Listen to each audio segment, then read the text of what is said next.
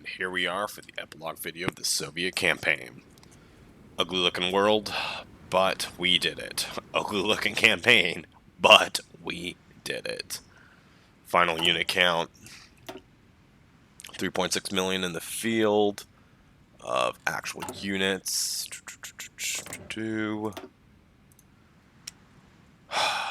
282. Mostly riflemen. Just very, very simple setup. 22 motorized. Only 11 tanks. And 2 of the older tanks on 13 armor divisions. It's just exceptional how far we've come. I mean, we took it on the nose. We had a whole lot of limitations. We could only build light tanks at the beginning. We had to stick with our basic setup. Couldn't make tricked out tank divisions. Yeah, it was really, really stinking rough. Just as a reminder, we held pretty successfully up here in the north, holding Riga forever, and along till about Vitebsk. I remember a lot of fights coming in here. They approached Moscow, got dangerous. But the real danger was the south. I mean, they ended up blowing through Kiev, could not hold them at all on this river line, and then it got across the Dnieper here.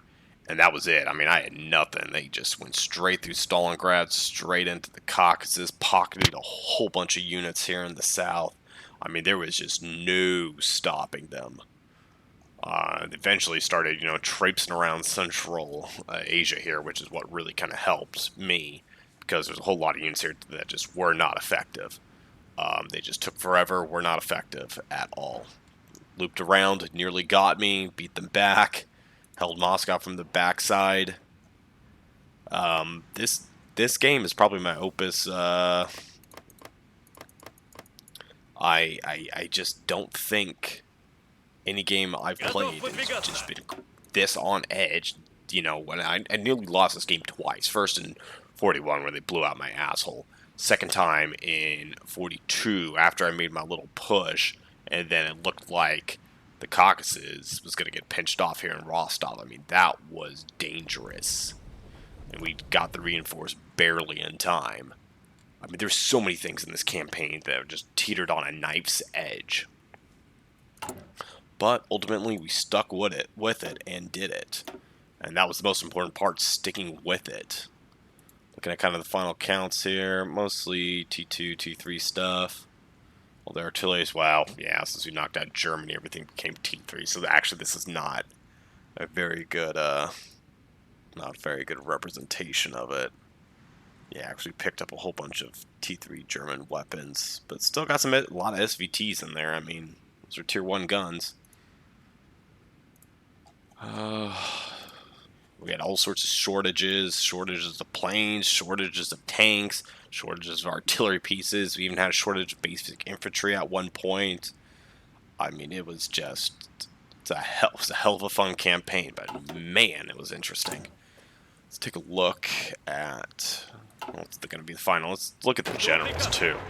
I mean, it's one of our main rules was generals. You had to use our crappiest generals on up, and we did. So no sticking Konev or Zhukov in the front lines, and then making them instantly field marshals. Once they got another skill or something.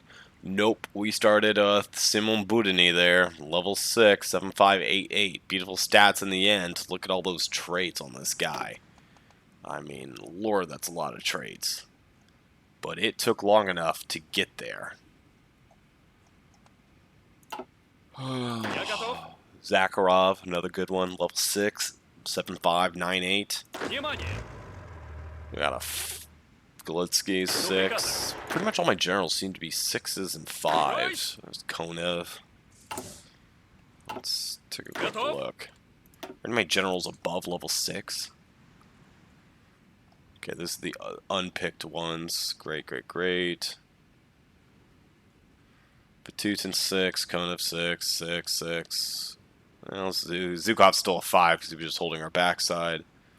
5. 4 and a 4, 6, 5. Yeah. Excuse me, 654. It's interesting because a lot of my German campaigns I tend to always get a 7 or 2. Then again, I'm also in pocketing crap tons of units and working things quite effectively. This one, I mean, only, very few pockets at the beginning. Of course, towards the end, we picked up the pocketing.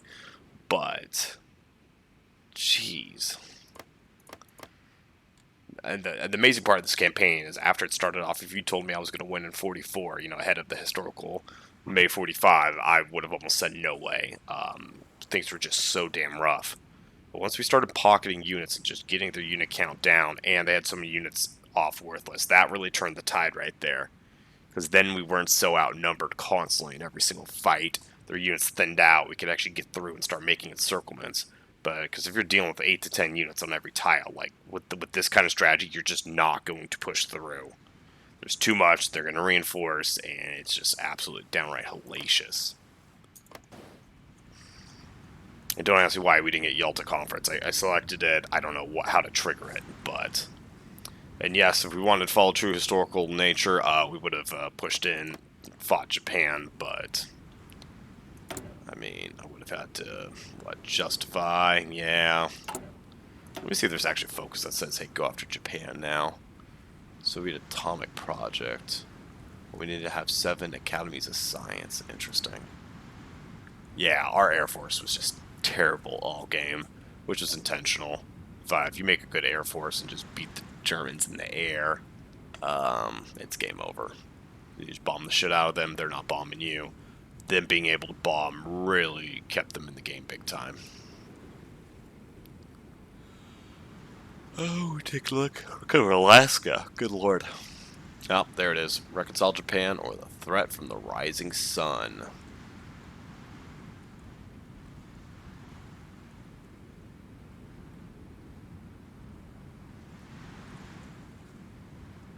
Now, oh my goodness. That was just the most exhausting game sometimes. I mean, I would make some huge mistakes, just hang my head, have to come back, think, pick it up, keep going. And I did, but good God. I mean, this is the power of just basic infantrymen right here. I mean, there's nothing remarkable about my infantry squads. I mean, just 9, it's a decently historical 9 infantry, 3 little artillery battalions, a little bit of AA, a little bit of anti-tank, logistics, recon, more artillery, and some engineers. I mean, really, nothing that interesting there. Of course, we built our Katyushas. We're not... they were okay. Our motorized divisions weren't the strongest things ever. But, yeah, I just can't understate how close this game was, how much it was on the knife's edge. Late 41 still. I'm going to go back to this video and just, kind of rewatch some of the highlights, or not this video in particular, but this series. I mean, I just cannot believe I did it after losing all the oil. I just can't overstate it, but I'm repeating myself. So, proud we did this. This, of course, was finished up on Barbarossa. I know I'll be watching this when By Blood's Alone's out, but I had to revert back to finish this up.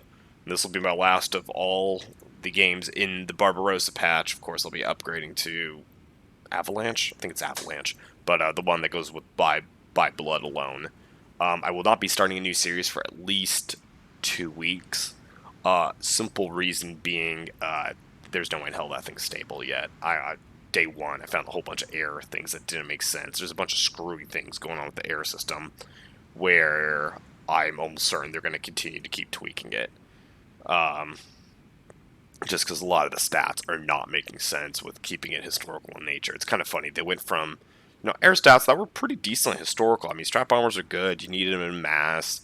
Single-seat fighters, of course, with the area superiority fighters, and heavy fighters sure had their niche roles. They weren't terribly useful. Not as useful as light fighters, I should say, but they had their roles. They were good at shooting down strat bombers when you upgraded them up big time, and of course, they had beautiful range. So we'll see. Probably going forward in the channel, just talking about a little channel here. I am potentially going to have some big-time work starting at the end of the month here in October. If you're watching this future, don't worry about it. Obviously, this is not for you. But if you're watching this in October of the year of our Lord, 2022, I'm going to hold off on starting a new series. When Vicky 3 comes out, I will start playing that. I might wait a few days for the game to get stable or see how it's going. But I'll be definitely playing around with that. And then I am looking to, have some good Vicky 3 time. I really do like games that focus on economics. Also, if you've got any suggestions on who to play with Vicky 3, just kind of the countries I'm toying around going with are either Belgium, it's kind of a good baby's first country. Austria, if we want it for the reason I kind of like Austria because it's a time and era where they just sucked and they fell apart. But they do start as number 2 in the world, which is a little less interesting to me. Kind of be fun taking Austria though and trying to make a colonial Austria with it, which of course bucks history completely. A few other options. I think Luxembourg's maybe too small. Maybe play around with some like Bavaria and try to go nuts with Bavaria and basically become the German power with that. Russia's awfully big, but some of this kind of smaller second tier powers. The other thing I'm toying around is going with the papal states into Italy as my first game. I think that might be it. That might be my cup of tea. Yeah, we're going to look at our Air Force at the end here. I ended with 983 fighters, and that's it. We still had a few 34 strats and 100 naval bombers, but that is it. Oh my god. The VVS just would get wrecked. Granted, it's, ended the game here, and I still haven't even fixed all the problems with the VVS, the focuses. Heck, I'm just now starting to try to get rid of the bad, bunch of penalties here. That's still not the end of it. So, hell of a game. Absolutely hell of a game. I will remember this game for a very, very long time. I've just never seen a game so devastated come back like that on such a good difficulty. So, I'm sure somebody's done it. I've just never seen it, and especially not done it personally. So, thank you for watching. If you got some thoughts on some good Vicky 3 countries to play, throw that down in the comment section. When I eventually do come back and do the next Hearts of Iron video, after this is stable, probably is going to be Japan. It'll probably be Japan. Reason being, I've now covered UK, USA, Soviets, Germany, and Italy. Yeah, I did Italy in the wrong patch, but oh well. 5 of the major countries. Japan's the last major to do on super cranked difficulty. And we'll see, it'll be interesting, because I rarely play as Japan. And of course, with a cranked USA and a cranked UK, I mean, that's going to be some big time naval action. First you're going to, and you've got your disparate threats. You got to deal with China, see if you can knock out China. We'll probably have a house rule where I can't escalate until like Ichigo or something in 43. Just to see how that goes. And then you gotta switch it up, start naval invading everything. And then eventually, if I want to win, I gotta take out the United States. And then I'll come all the way around and, go for Britain, really? Yeah, that's gonna get interesting. It's gonna get really, really nasty and interesting. Because just thinking about it, Germany and Italy, can they even get through France? I guess that's something I should really ask myself. Cranked up allies. Because, yeah, thinking back to all my other Axis games, whenever I've played cranked up Axis powers, it's either Germany or it's Italy. So, spoiler alert, I've gone through because I've been there to force it. If they can't get through France, that is a major problem, and the Axis in Europe could crumble completely.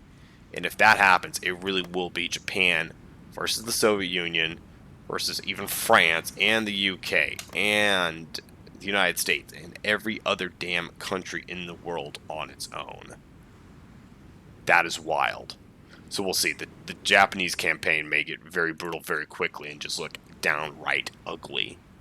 But, hey, that's always the risk. Shit, the Italy campaign looked really ugly, too. If you've not seen it, I'm not going to spoil it, but when you're playing with cranked up enemies like this, you get a lot of ugly, ugly, ugly scenarios with the knife bouncing on the blade's edge. It does keep it exciting, though, I will say that.